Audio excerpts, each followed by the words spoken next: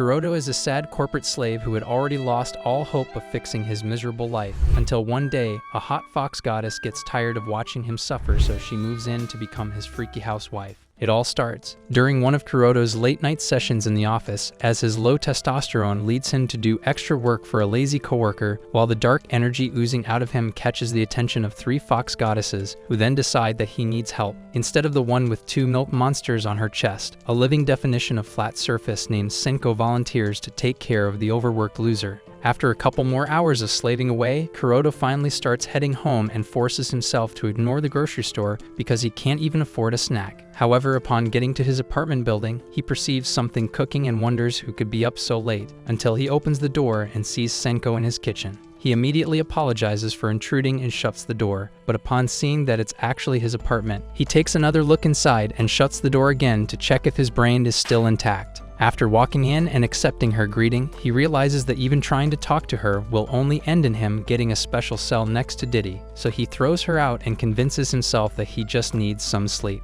However, she casually phases through the wall and nearly gives him a heart attack before offering to dish out the meal she made. When he finally remembers how to be a man and demands to know what she is doing in his apartment, she switches to emotional blackmail, knowing that he is too much of a simp to stand on business. Moments later, he starts gobbling down while she watches with excitement as all the dark energy he built up starts fading away. After clearing his plate, his brain nudges back into place, so he asks who she is, and she properly introduces herself as an 800-year-old goddess who just wants to please him like a freaky mommy. When he asks why she would want to do that for a loser like him, she tells him to forget about all that and promises to do whatever he wants. Just then, he notices her fluffy tail and asks if he can play with it, but she gets shocked and says she didn't think he had enough balls for such a demand. After she agrees to it, he quickly kneels behind her to take in the beauty of her tail and starts massaging it without realizing that he is actually stroking her unholy spada. In just a couple of minutes, she climaxes, but plays it cool when he asks if she is okay. He then expresses disappointment in himself for being such a wimp that a little goddess has to come take care of him,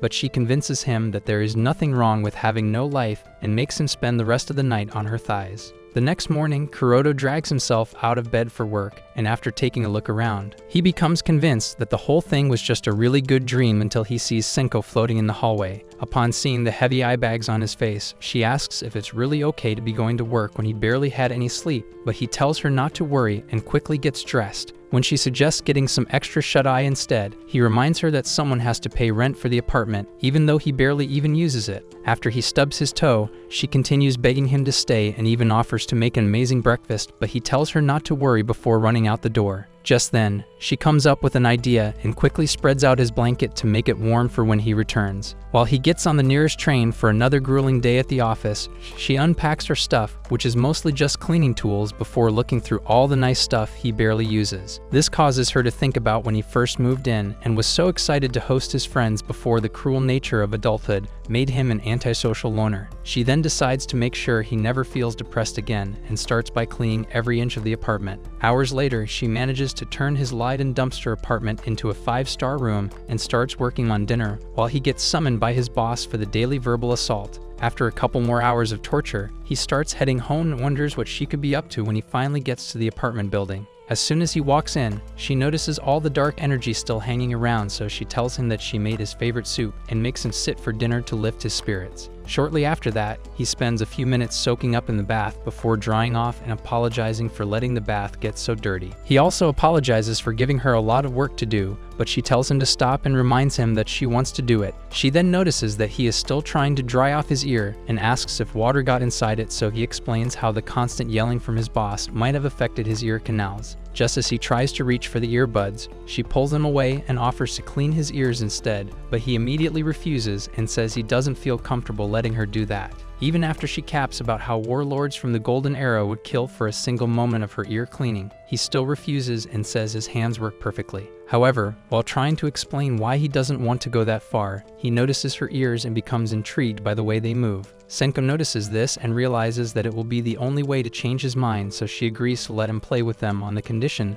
that she has to clean his ears first. The depraved virgin immediately accepts her terms and places his head on her thighs before she sends him to a different plane of existence. He initially tries to resist the amazing feeling, but after a couple more minutes, he falls asleep and experiences a dream where a version of him had fun taking care of a smaller version of Senko. Just then, he wakes up and asks if they have ever met, but she says she wouldn't even know because she can't remember the face of every human she has encountered over the years. After she admits that it might be possible, he reminds her of their deal, so she reluctantly squeezes herself right in front of his glizzy before telling him to be very gentle. He then promises to take it slow, but after just a few seconds of rubbing them, he becomes intoxicated by how fluffy they are and shoves his fingers deeper inside, causing Senko to explode with happiness. Moments later, he ends up begging for forgiveness and promises to never go that far again, but she only agrees to accept his apology on the condition that he has to go to bed immediately. This surprises him, so he tells her that he usually sleeps less than 4 hours every night, and she almost loses it before explaining how important it is to get a good night's rest. After she shows him how warm she made the blanket, he immediately jumps in,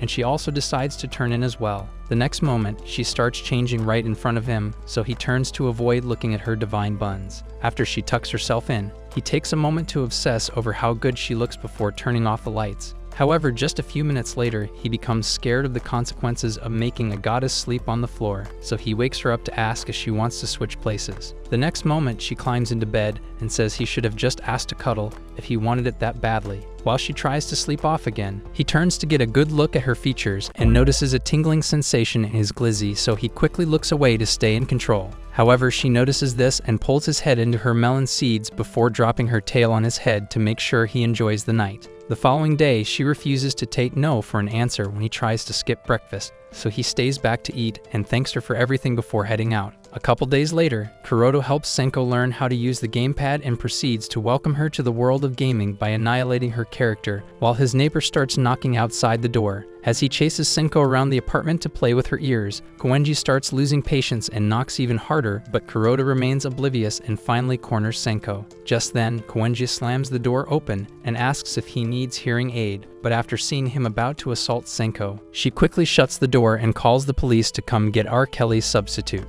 Kuroto immediately rushes out to explain that everything she just saw is completely legal, and when Senko also assures her that she is grown enough to be chased around by a depraved lunatic, Koenji decides to hold off on calling the cops. However, she still remains suspicious and tries to figure out why her neighbor lives with a fun-sized hottie. Kuroto notices this and starts thinking of ways to make sure she doesn't ask the right questions before Senko suddenly tells him not to worry and casually invites her inside for lunch. This causes Kuroto's fears to increase as he expects Koenji to see that Senko just wants to deceive her with food, but she easily accepts the offer. While munching a couple minutes later, she continues thanking Senko for the food and admits that she has only been living off energy drinks for the last 2 days. Kuroto then asks if her salary also makes it hard to afford basic food, but she explains how her online job paired with being a student makes it really hard to create time for a good home-cooked meal. After Senko commends her on being an independent baddie unlike the waste of existence she is taken care of, Koenji asks what kind of relationship they both have. Once again, he fears that the truth is about to be revealed, but then Senko claims to be his wife, who also acts as a mother because of how slow his brain can be at times. Due to the fact that Senko's cooking already fried off most of her brain matter, she accepts the obvious lie and continues gushing over how good the food tastes. Senko thanks her for the compliments again and even offers to leave her some food whenever she cooks on the condition that she starts ignoring any suspicious sounds they make. After she agrees to it and says she can finally stop spending a fortune on food, Senko's hyperactive tail and ears cause her to get suspicious again. While Senko remains oblivious to it, Kuroto notices and accepts that there is no way he can lie out of this one until Koenji asks if she is cosplaying as a famous superhero character called Yoko. Senko gets confused by the question and tries to ask her what cosplaying is, but Kuroto quickly holds her mouth shut and says that Senko is a huge fan of Yoko. This causes Koenji to go off the rails as she admits to being a day one fan of the hero and begs Senko for a signature pose. Senko grants her wish despite not knowing what is going on, but the way she easily moves her ears surprises Koenji, so she asks how it's possible for them to look so real. When Senko says they are real, Koenji commends her commitment to staying in character and promises to stay in touch before heading back to her apartment. Kuroto then thanks whatever god was on his side before telling Senko that they need to come up with a story for next time. When he suggests calling her his niece, she asks if being his mommy is really that bad, but he decides to skip explaining the obvious and says that she has to watch the Little Yoko series in case Koenji asks about it again. Several minutes later, they finish a recent recap of the series, but she gets intrigued and starts asking for all the details, so he lets her binge watch the entire thing instead. Shortly after that, he tries to get some rest, so she decides to get started on dinner, only to realize that they are out of groceries. She then decides to go shopping, but Kuroda stops her and says they can't possibly convince the entire neighborhood that she is a normal girl. After covering her ears and tail with the best disguise he can think of, he still decides to follow her just to make sure she doesn't do anything stupid. On the way there, he stops to play with a dog, and upon seeing how friendly she is with a stray cat, he tries to get in on the action and almost loses his finger. Moments later, they make it to the store, and she gets surprised by how large and organized it is, causing him to realize that she really didn't notice how advanced the world has become over the last few decades. As she starts looking through all the items on sale, he asks if she can tell which ones are good, and she responds by bragging about how she has been the one making sure all their harvests are full. He then decides that she is definitely old enough to handle shopping on her own until she sees a vegetable on a high shelf and casually levitates to grab it. After she tells him not to worry about the girl that just saw everything, he wonders how she can be so chill and says he expected her to prefer outdoor markets to grocery stores. This causes her to remember how random strangers in the past always thought she was a cute little girl shopping for her parents and made it hard for her to get any groceries without causing a scene. On the way home after that, she tells him not to worry about getting exposed because people have always mistaken her for an innocent girl in a costume, but he still offers to follow her whenever he is free. When he admits to also feeling guilty about letting her shop for him, she reminds him once again that everything she is doing is because she wants to. However, she agrees to let him tag along if he enjoys shopping with her, and this makes him realize that just going out with her was the best part of his entire day.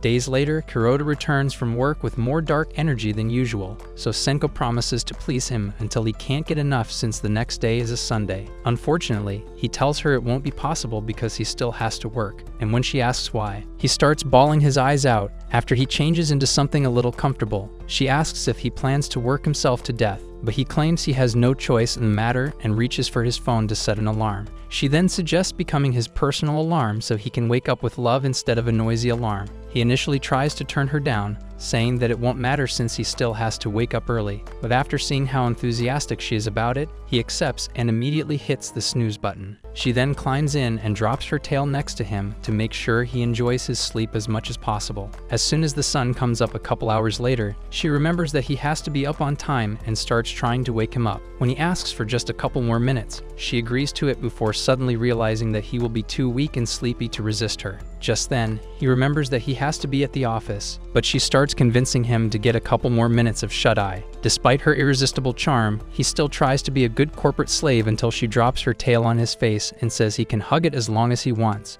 After he grabs it, she joins him in bed for another round of sleep, which continues until evening when he finally wakes up and realizes that it's too late for work. He then tries to ask Senko why she didn't wake him, but after remembering how her tail made him turn into a delirious simp, he apologizes for grabbing it so hard and begs her to forget it ever happened. When she refuses and says he should act like that more often, he tells her it won't be possible because he will now have to do even more work at the office tomorrow. This time, she accepts that he can't avoid it and offers to be his alarm again, but he tells her not to worry and tries to set it up on his phone. The next moment, she pulls the phone away from him and promises to make sure he wakes up on time, so he agrees but only on the condition that she has to let him play with her tail for the rest of the day. Shortly after that, she starts making dinner with her own flames, and when he asks why she doesn't just use the stove, she claims to prefer hers because she has full control over it. After she further reminds him that she has been around for long enough to master fire bending, he decides to drop the topic and thanks her for making sure he no longer has to pay for gas. About a week later, it starts to rain right as he prepares to leave for work, so he teases the idea of stopping it with her powers. When she actually tries to do it, he tells her not to worry and shows her where the AC is in case she plans to really enjoy the weather. Upon seeing the confused look on her face, he asks if she has still not learned how to use it, so she admits to having a hard time understanding how to use all the appliances because she stopped coming to Earth before they made light bulbs. After she tells him not to worry about her primitive brain cells, he heads out, but then she suddenly decides to become a master of technology. In just a few minutes, she learns how to start the AC on her own and thinks the vacuum cleaner will be just as easy. But after accidentally putting it on full blast, she ends up begging it for mercy. She then decides to return to what she knows best, but the thought of Kuroto seeing her as nothing but a stupid housewife reignites her commitment. This time, she finds a guide on how to run the washing machine, but after successfully getting it to wash his clothes, she decides to skip the rinse and spends double the time washing everything from the start.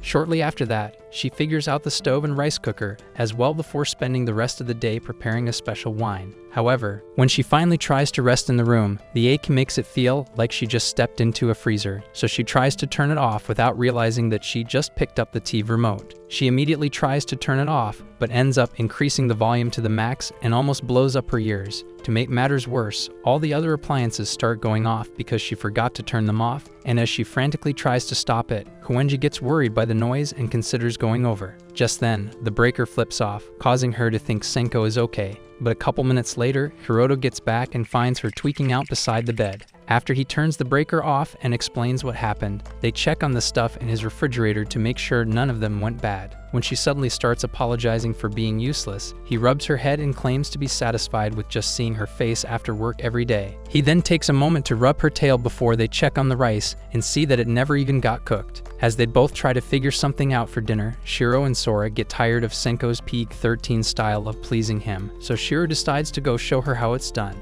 After work the following night, Kuroto excitedly catches the train and spends the entire ride wishing he could just teleport right into the apartment before realizing that Senko has become an addiction he might never be able to get rid of. Several minutes later, he walks in expecting to be greeted with freshly made dinner, only to see Shirou stuffing her face with it. After she introduces herself, Senko apologizes for not being able to get rid of her on time, but he claims to be okay with it as long as she doesn't mind sharing the food. As she immediately continues stuffing her face, Senko serves him a plate of food, but the sight of two majestic tails swinging across from each other causes him to get filled up in other places. The next moment, Shirou notices his creepy staring and asks why he is trying to assault her with his eyes, so he quickly apologizes and claims that he was just zoned out. She then tells him not to worry about it because they all know that being in close proximity with a divine baddie is something his little virgin brain can't handle. Shortly after that, they finish eating, and as soon as Shirou commends Senko on being an amazing cook, Kuroto immediately starts glazing like he isn't already used to her food. This causes Shirou to feel a little jealous, but she swallows her pride and goes further by explaining how popular Shirou is back in the heavens for her insanely tasty meals. After Senko tells her to stop acting like she is the only one that can make tofu, Kuroto asks if the rumors about foxes and their addiction to tofu are true, and they both suddenly start staring like he just asked the most stupid question they have ever heard. Shirou then explains that they have always been carnivores who mostly like to eat expired mice until people started dropping off tofu in their shrines as offerings. When Senko tells Kuroto that it's the only reason she got so good at preparing it, he teases the idea of trying something else because it's all she feeds him, so she apologizes for forgetting that he prefers eating like a homeless person. After she tells him a joke, Shirou gets jealous and tries to get his attention, but Senko immediately asks why she is still hanging around since there's nothing left to eat. Shirou then admits that she came to do a lot more than eat her tofu before getting close to Kuroto and promising to make him experience things he never thought were possible. This causes the overworked loser to get excited, so he eagerly waits to hear her freaky plans, only to be given permission to simply rub her head. While she wags her tail with excitement, he starts feeling warm and fuzzy inside until Senko says she also wants her head to be rubbed.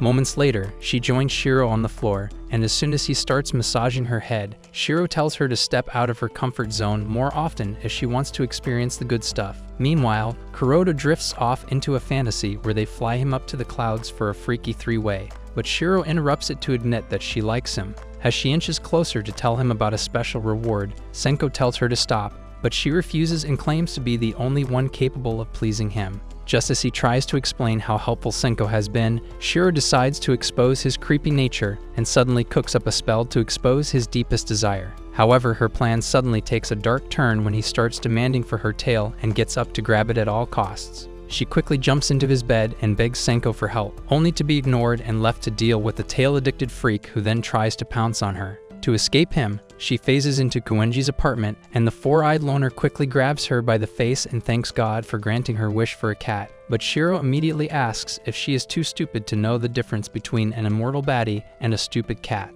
After apologizing for intruding, she casually walks out the door while Koenji convinces herself that she probably has a mental illness. Back in Kuroto's apartment, Senko gets tired of him acting like a needy simp over Shirou's tail, so she decides to let him play with hers instead. Meanwhile, Shirou watches them from a pole and decides to never even think of pleasing him, while Senko stops him from falling asleep so he can go take a bath. She then watches as he heads towards the bathroom and notices that his stench has been attracting dark energy. This suddenly gives her an idea, so she walks into the dressing room to strip before getting supplies and offering to wash his back. After he closes the door to avoid temptation, she passes through it and says he has no choice in the matter before promising to only scrub his back and nothing else. Despite this, he still fears that his glizzy might develop a mind of its own, so he asks if she can at least get a towel, but she tells him not to worry about anything because she is flat enough to serve as a chopping board. He then says he has to wash her back as well to keep his mind off all the positions he could put her in, and she easily agrees to it, while he suddenly realizes that it's the perfect opportunity to see every inch of her tail.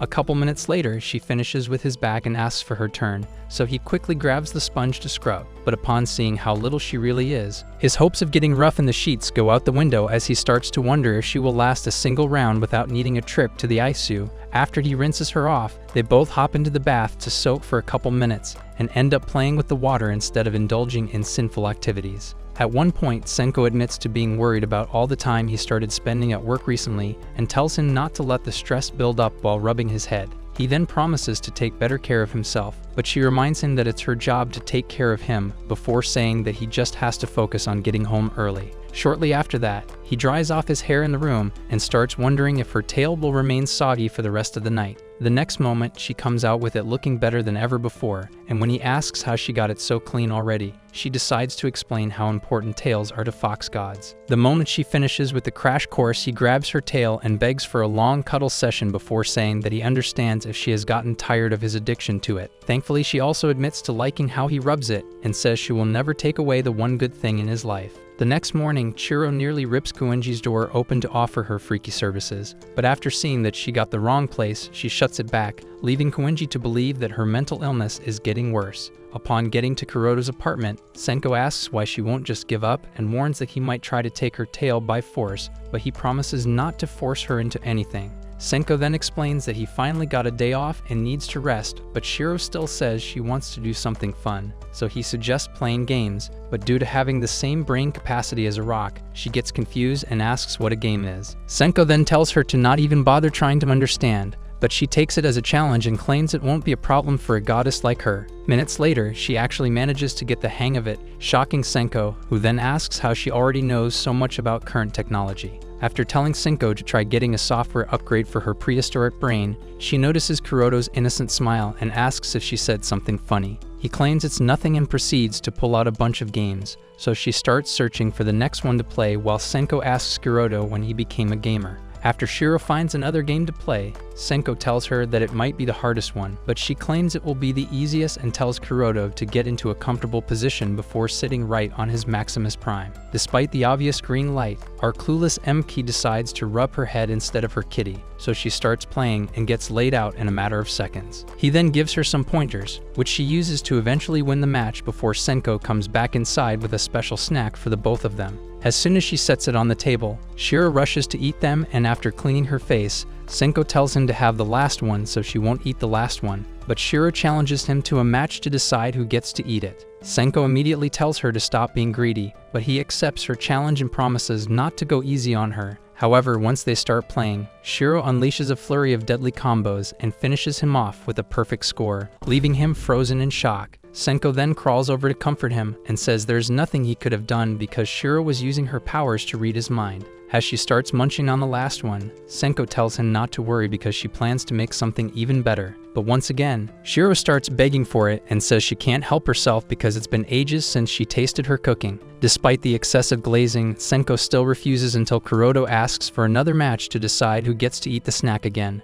Shirou easily accepts and tells him how only focuses on the moves he thinks of avoiding, so he decides to use it to his advantage this time. Despite all his plotting, he still ends up losing every single match until Shirou gets tired and promises to teach him how to play whenever she gets the chance. She then tries to phase through the wall, but they stop her to explain that she will end up in Koenji's room, causing her to remember what happened when she first showed up. After telling them, she leaves and Kuroto immediately suggests checking on Koenji to make sure she didn't experience a heart attack. Early the next day, she finally completes a manga series she has been working on for ages before hearing the doorbell and seeing Senko with treats. After she thanks her, Senko apologizes for all the noise they have been making before promising to make sure Shirou never passes through her wall again. Koenji then realizes that she wasn't hallucinating, but casually dismisses the entire thing to ask Senko if she wants to come inside. Senko then accepts but quickly regrets that choice upon seeing that her apartment looks like a garbage dump. She initially tries to complain, but after hearing Koenji's belly crying for help,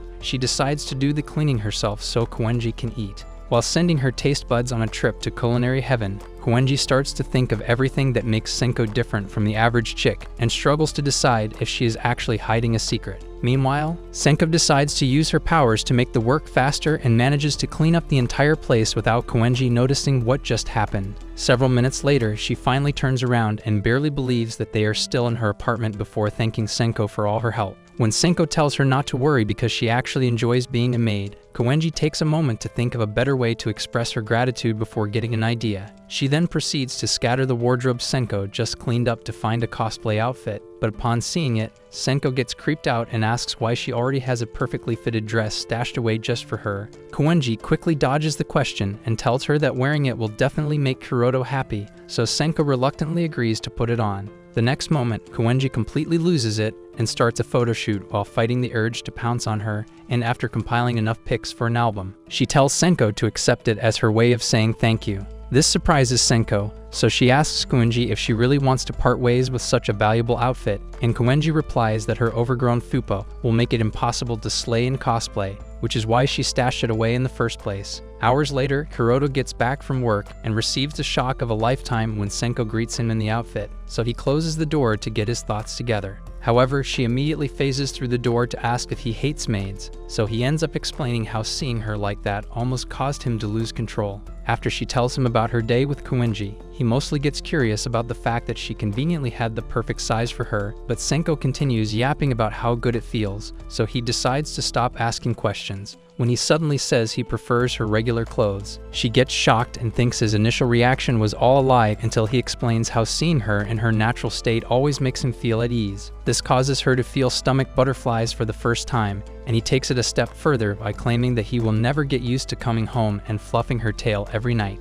As they continue teasing each other instead of smashing, Shirou pays close attention to them and finally stops feeling jealous of their P10 relationship. After dinner with Senko a couple of nights later, Kuroto decides to be helpful for once by clearing out the plates, but the moment he tries to stand, his back snaps like a weak bungee cord, so he returns to his sitting position to cry for some minutes. After he tells her about the unusually heavy stuff he had to move at work, Senko then tells him that it definitely has nothing to do with the weight and everything to do with the fact that he is an unhealthy weakling who probably hasn't touched a dumbbell in years. Instead of letting him suffer through the pain, she offers to help make it stop with a massage. She then helps him get into position and sends him into a new dimension with her hands, but when he asks if she can increase the pressure a little, she says it won't be possible in her current position. Desperate to get the full experience, he agrees to let her climb his back and struggles to hide how embarrassed he feels to be accepting a foot massage. After a couple more minutes of melting away his pain and muscle knots, she climbs off and he thanks her before deciding to also give her a massage. While getting into position, she admits to feeling a little sore over the last few days and thanks him for offering the massage, but he gets confused and says he doesn't know where to start. She then tells him to start however he likes and work his way into it, so he decides to start with her back and quickly realizes that he has been underestimating how small she is. After he reduces his grip to avoid crushing her ribs, his thumb presses into the right spot, causing her to make happy noises. To make it even better, he then tries to massage her fun-sized cakes, but the moment he grabs them, she loses it and climaxes almost instantly before telling him to be careful about that spot. Several minutes later, he completes the massage, and after she thanks him for it, he starts teasing her for sounding even worse than he did during the massage. This causes her to get embarrassed, but then she decides to punish him by grabbing onto his sides and aggressively tickling him. While he struggles to fight back the tears, Shirou continues watching the both of them and starts to wonder what will happen when he learns the truth about his relationship with Senko. In a dream later that night, Kuroto relives what appears to be a memory from a past life where Senko showed up with snacks for him. By sunrise, he wakes up and wonders why it felt so real before Senko also gets up and commends him on waking up without an alarm for once.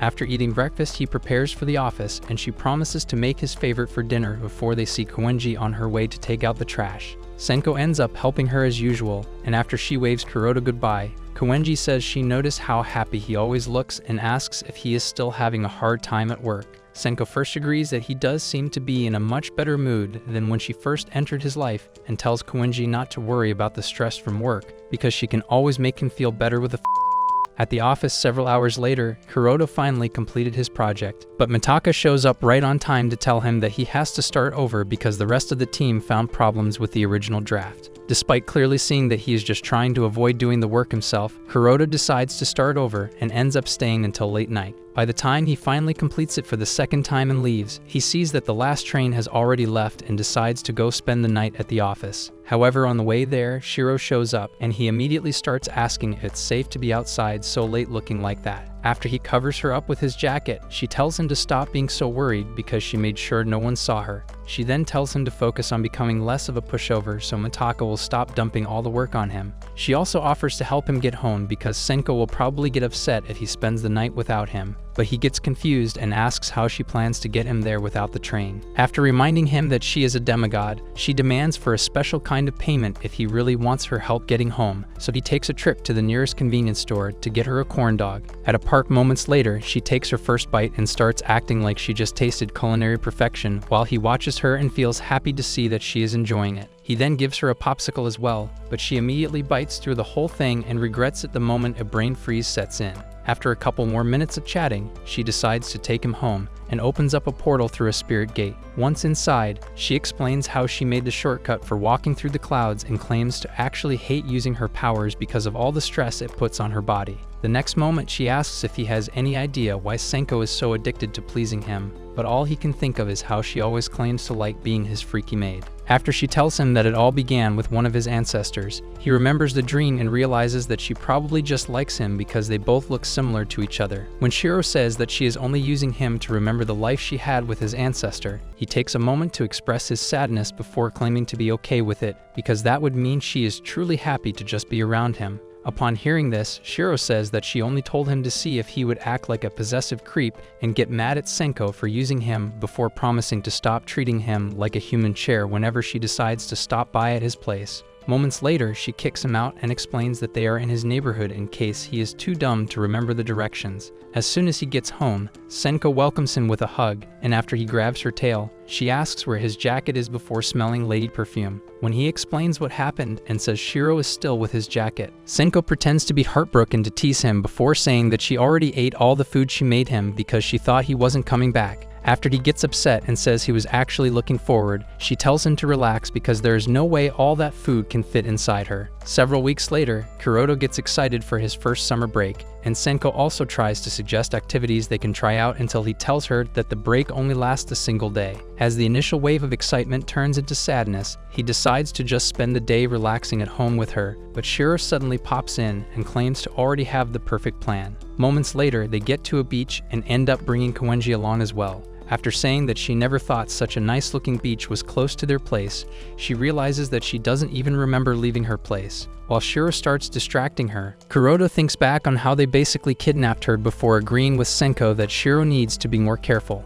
The next moment, Koenji forgets all about the questions she planned to ask and starts a photo shoot to capture Shirou's beauty from every angle. While they run into the water to splash around, Senko joins Kuroda on the mat and says she enjoys watching them have fun. Kuroda then asks how they even got so close, so Senko tells him all about the late-night gaming session Shirou has been pulling with Koenji. Moments later, she gets some watermelon for the both of them and apologizes for letting Shirou drag them along for one of her adventures, but he claims to be okay with it since they had nothing else to do. After he admits that watching her enjoy the water feels good, Senko asks if he wants to join her, but he says he prefers sitting under a shade and taking in the view. Just as he compliments her swimsuit, a beach ball almost snaps his neck in half before Shirou tells them both to get off the floor for a quick match. Moments later, Kuroda prepares himself for what he thinks will be a soft game until both Shirou and Senko take turns spiking and smashing like pros. After they lose the first point, he asks how they are so athletic, so Shirou once again reminds him that they have had centuries of experience before Koenji serves the ball.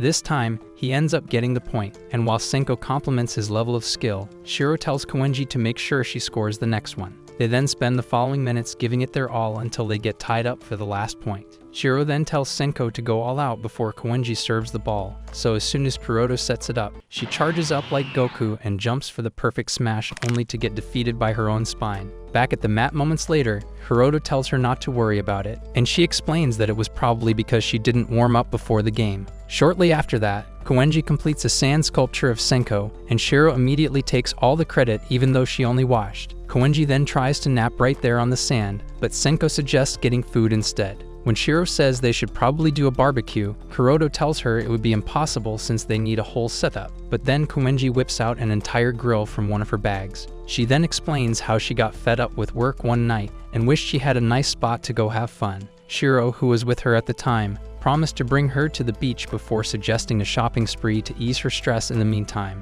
After realizing that it was all a scheme by Shirou from the jump, Kuroto tells her that they still need food to grill, and when Shirou suggests catching some fish by themselves, he asks if they added fishing gear to the shopping list that night. However, they both decide to go do it with their hands and run off, while he and Senko wonder how they still have so much energy. In the meantime, they both start setting up the grill, and after remembering that Senko can charge it up with her magical flames, Kuroto decides to go look for other supplies along the beach. Moments later, he spots a small restaurant and goes inside to check it, only to meet Sora, the third fox goddess and apparently the only one who was blessed in the melon department. While hiding who she really is, she asks if he is still having fun with the others, and he apologizes for making a lot of noise with their games before saying that he didn't expect to see anyone else on the beach with them. After saying that she will just pretend she never saw him, she points out a table filled with the perfect grill stash before vanishing into thin air. Confused, Kuroto spends the next few minutes looking everywhere for her, but eventually gives up and takes all the stuff back to the grill spot. He then tells Senko what happened and says he didn't think there were other people on the beach. But then she gets curious and says that should be impossible because the beach is in a sacred spot in between both the human and spirit realm, which makes it impossible for any regular person to enter.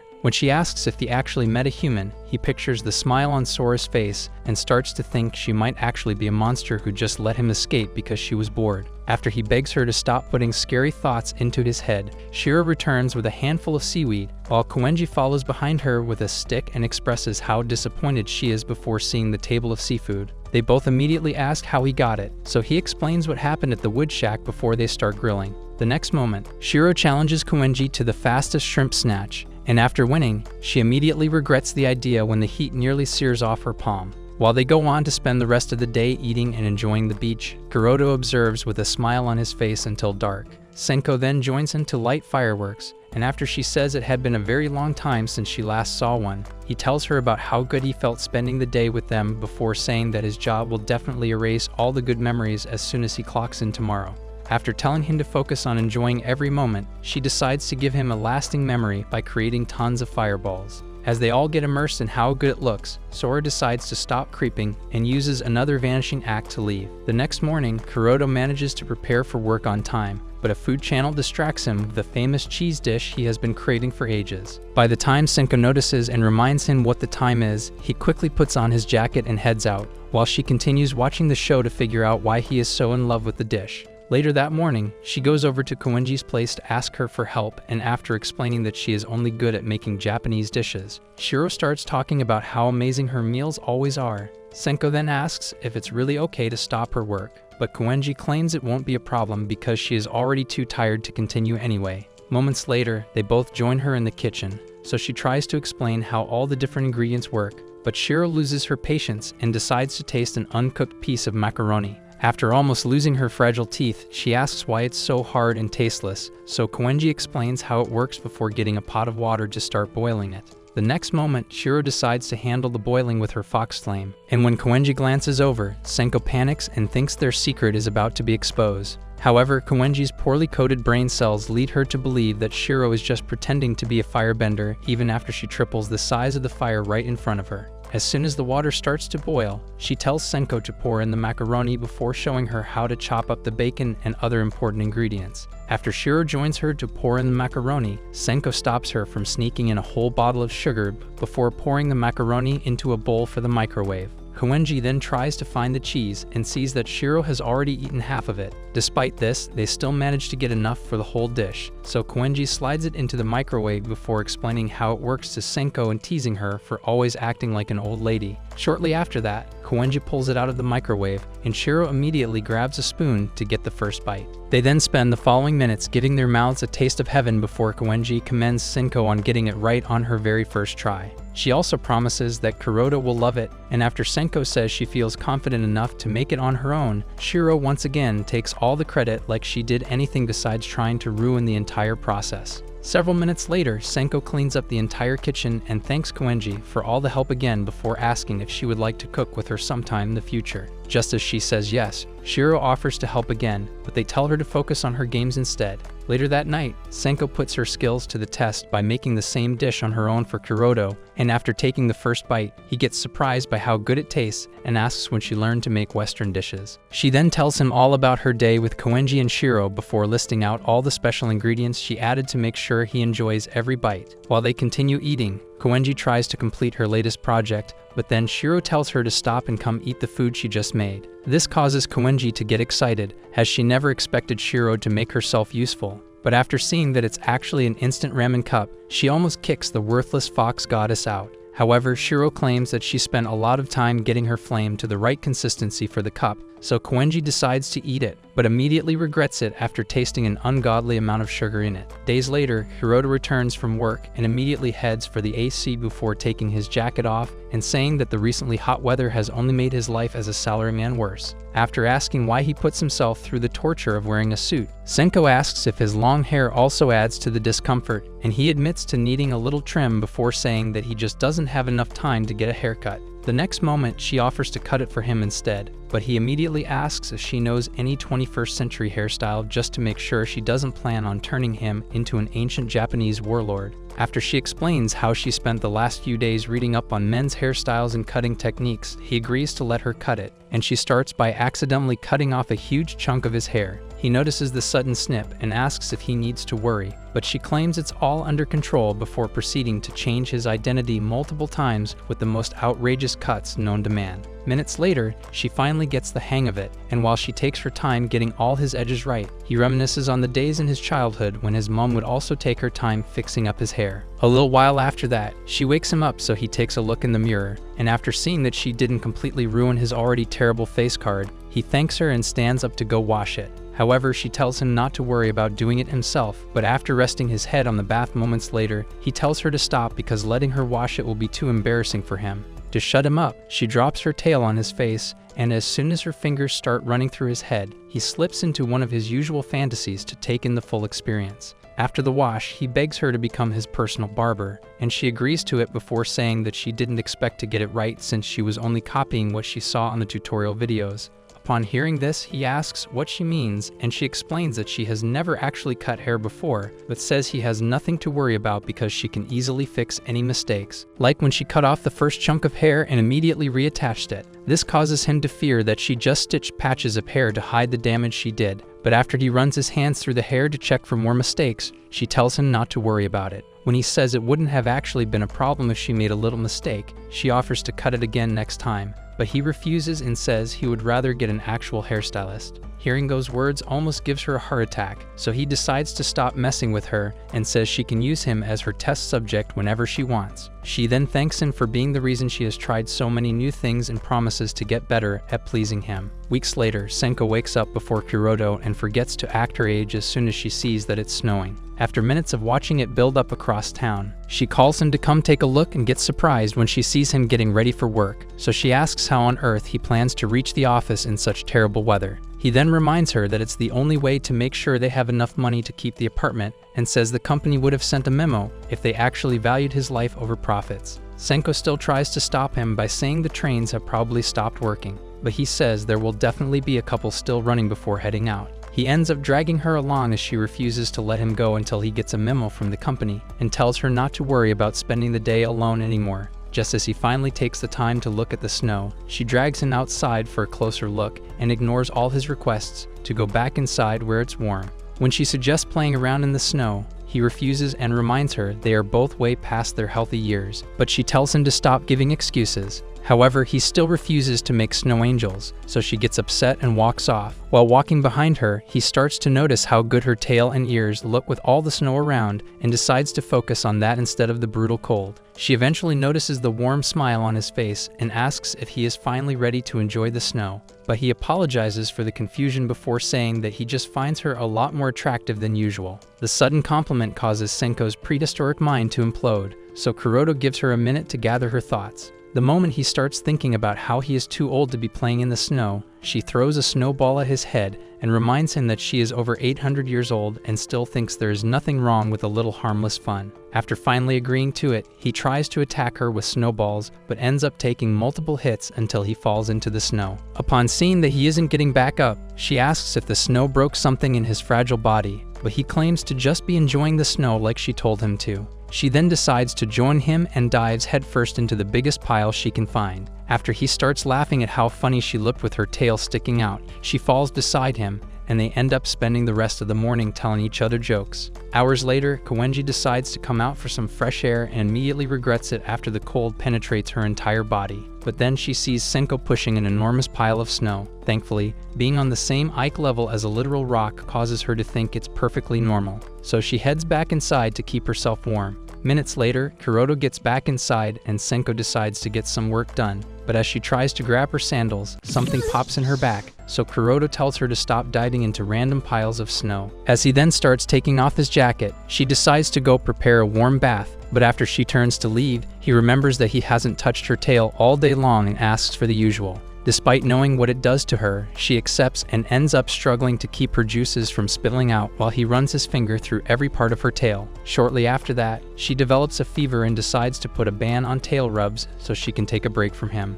However, after the bath, he sees her trying to get warm under the kotatsu and mistakes her happy expression as an invitation to play with her tail again. After letting him enjoy it for a couple of minutes, she gets up to make dinner and tells him that she hasn't lifted the ban. The next moment, someone tells her to let him have his fun, and after recognizing the voice, he turns to look and dunks his face into Sora's milk factory. Senko then asks why she suddenly showed up, so she says she just wanted to see what she has been up to in the flesh. Using that opportunity, Kuroto takes a close look at her and remembers seeing her in the restaurant at the beach, so he thanks her for all the food she left them. After telling him not to worry about all that, she introduces herself as Senko's hot boss, and her aura causes him to think she must be extremely powerful until he stands up and sees that her 1,000 years of being a demigod were still not enough to save her from midget status. He also starts to wonder why she casually leaves her two greatest assets on display, but she notices the creepy staring and immediately gets closer to ask if he wants to take them for a spin. Senko tries to stop her, but Sora asks if she is ready to empty his nuts until he can get back up,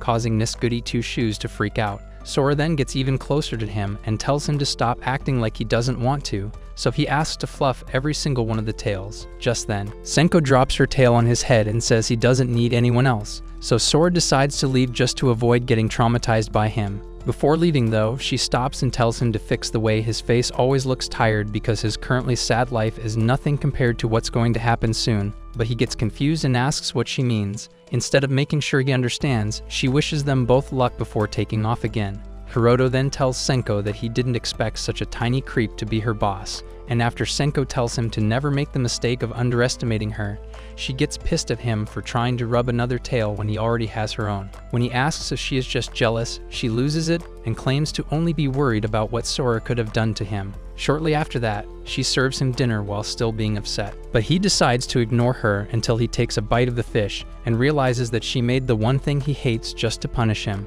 Later that week, Senko finally masters the vacuum cleaner and thanks it for not trying to end her before putting it away. She then tries to check the daily offering to figure out what to have for dinner, but after seeing a familiar flower print, she thinks back to a certain day many years ago when Kuroto got lost in the woods and couldn't find his grandmother. After leading him to an opening where his granny was waiting, she slipped away before he could say thank you, but he still stopped by at her shrine to drop a branch filled with the same flowers. As she tries to focus on how good she felt that day, she suddenly senses that something bad just happened to Kuroto at the office and decides to make sure he can forget all his worries as soon as he returns home. Later that night, he comes back and is surprised to see her on the floor waiting to greet him. After welcoming him back, she offers to treat him to a special dinner, but he gets intrigued by the apron she is wearing and asks if she has grown tired of the usual look. She then explains that it's just for the night before taking him into the room, which she spent all day transforming into a steak restaurant. As soon as he gets seated, she starts pouring out as many cups as she can to drown his liver in liquor, and he happily keeps chugging everything and says it has been a while since he last had a good drink. After remembering that cherry blossoms will be blooming soon, she suggests going to see them together before heading into the kitchen to get him a proper meal. Just then, he remembers a dark time from his past and says he always looked forward to seeing cherry blossoms before she sets down the food. Moments later, she pours him another glass of wine, but this time, the excessive alcohol causes him to become delirious, so she tells him to drink some water instead. After he pours the glass over, she tells him not to worry about it and tries to clean up, but then he suddenly pulls out his business card and asks if he can be of service to her. This surprises her, so she tells him to relax and asks why he is doing too much over just a couple of shots. He then explains how a customer started making insane demands for one of their products and returned it after he failed to make the impossible changes in just a couple of hours. When he tried speaking to his boss about it, the bald dummy started scolding him for failing to meet impossible demands and made him work overtime without any extra compensation. After he apologizes for complaining and says there are probably tons of people in way worse situations than his, she commends him for always being able to think of others. However, she also says there is nothing wrong with feeling bad about his own situation and promises not to judge if he ever lets his emotions get the better of him. Hearing those words causes him to finally shed the tears he has been holding back for months, so she comforts him until he falls asleep. As she then decides to tuck in, Shirou, who has been watching them with Sora, says she can't wait to taste Senko's cooking again, and when Sora asks if she stopped going over to eat, she says her food tasted better when she made it in their divine kitchen. Sora then tells her not to worry about it because Senko's time with Kuroto will definitely come to an end eventually. At the office the following day, Mitaka stops by at Kuroto's department to ask if he is taking paid leave and says something about there being a lot more work to be done before their boss calls Kuroto for another session of verbal abuse. Later that night, he gets back home and tells Senko that he finally has a break that lasts more than one day, so she starts coming up with ideas on how they can spend it. When he asks if there is anywhere she plans to visit, she asks if they can go see any supermarket in the next town. Before he even asks why, she tells him that they probably have a different flavor of tofu and says they can go see the cherry blossoms instead. Early the next morning, he gets a call from his mom, who then tells him that his dad just got admitted into the hospital. He immediately remembers what Sora said but brushes it off before Senko tells him to go visit his parents instead of going out with her, since they can always plan something later. After thanking her for being so understanding, he packs a bag and gets ready to leave but decides to leave her with his phone in case he needs to talk to her. He then shows her the second phone he uses in the office and teaches her how to take a call before heading out and catching the next train to his hometown.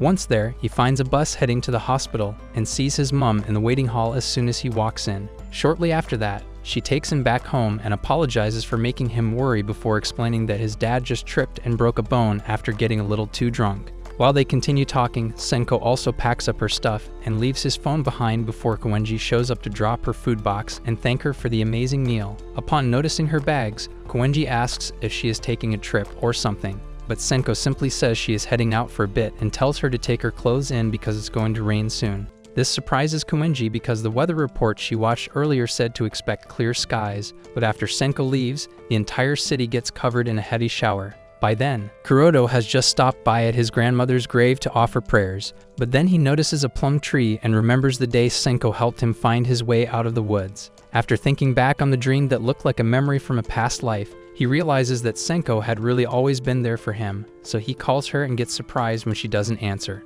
Later that day, Mitaka calls him to ask when he will be back because their boss has officially lost it, so Kuroto promises to be back in a day to help keep the office from burning down. After hanging up the phone, he tries calling Senko again and starts feeling a little concerned when she still doesn't answer. Shortly after that, he packs up and tries to call her one more time before convincing himself that she probably just forgot to use the phone. He then forgets to use his inside voice and says her name out loud, so his mom asks if he finally has a girlfriend, and he quickly gets up for a walk to avoid her questions. The following day, he makes one last attempt to call her, and after telling his mom to keep her husband from the vodka, she hands him a bag of fried tofu before wishing him a safe trip back. Later that day, he gets back to the house and gets excited while thinking about how shocked she might be to see him. However, after opening the door and finding the apartment empty, He sees the phone and realizes that she never even saw any of his calls. He then drops the tofu from his mum into the fridge and thinks Senko probably just went shopping for groceries before he sees the food box Koenji dropped off. At her apartment moments later, she tells him that she hasn't seen Senko for a while and asks if he got into a fight with her, so he takes a moment to think about it and says that he definitely didn't do anything to piss her off, after also agreeing that it would be almost impossible to piss her off. Koenji remembers seeing the huge bag she packed before leaving the other day and tells him about it. She further explains how she had a lonely look on her face, and this causes him to start picturing the worst possible situation. When Koenji also says that Shirou hasn't stopped by in the last 2 days and is about to miss the final episode of their best show, Hiroto's fear increases because Senko also loves that show. Meanwhile, she has just finished laying out all the tofu and sake from her shrine to make sure Shirou and Sora have enough to eat while she is gone. She then tries to ask Sora an important question, but she claims to already know what the problem is and replays the night Kuroto fell asleep on her tail and still had tons of dark energy leaking out of him. After watching it, Sora tells her to accept that she is no longer able to heal him and asks why she still feels the need to stay with him if she can't actually help. Just as Shirou tells her that they have to get back and watch the last episode of the show, Kuroto turns on the TV to watch it by himself. A couple of minutes later, the emcee of the show sacrifices herself to save the plant, and her arch-nemesis breaks down in tears because he wasn't ready to end their toxic relationship. Upon hearing this, Kuroto realizes that he might never see Senko again and thinks back to the night she suggested seeing cherry blossoms together before heading out. Shortly after getting to the local store, he runs all the way to her shrine and starts begging her to come back while getting drenched by the rain. Around the same time, Sora reminds her of the day she fell off a cliff and met Kuroto's ancestor for the first time. She then tells her to stop thinking she owes a debt for the kindness he showed her back then and says she will only end up feeling even worse than before because she can't get rid of the dark energy draining his life. This causes Senko to remember the last day she spent with his ancestor and how painful it was to see him take his last breath. But she still refuses to stop taking care of Kuroto and says she would rather spend all the time he has left making sure he is loved instead of abandoning him. When Sora expresses her disapproval, Senko decides to try being disobedient for once and says she has made up her mind to please him to the very end. By then, the rain finally starts letting up, but Kuroto, who has already spent the entire evening searching for her, considers giving up before seeing a cherry blossom tree in the distance. Just as he remembers their plans of seeing it together, he sees her walking towards him and drops to his knees as soon as she gets close enough. She then starts asking if he is okay while drying him off, and after he says he thought she left forever, she explains why she had to go see Shirou and Sora. He also asks how she found him, but she says it was actually the cherry blossoms she came to check on before suggesting that they spend the rest of the day looking at them. After they set up a mat, he asks if it's really okay to be all alone with her in a park at night because people might think he is a creep.